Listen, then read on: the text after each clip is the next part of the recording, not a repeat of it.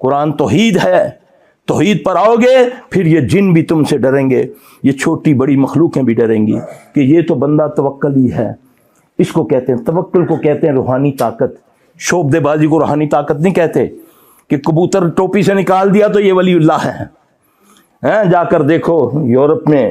کیسے کیسے وہ ٹیکنیک بتاتے ہیں کہ بندہ ہل کے رہ جاتا ہے۔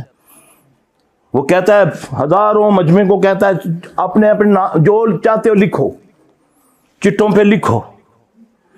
پھر اس کو اینکر کو بتاتا ہے میں بتاؤں یہ سب کیا لکھیں گے، یہ سب سٹار ڈالیں گے، کیوں کہ وہ کاہن ہے، شیطان نے ان کو القاء کیا سب کو کہ یہ لکھو یہ لکھو یہ لکھو یہ لکھو، وہ یہ لکھے گا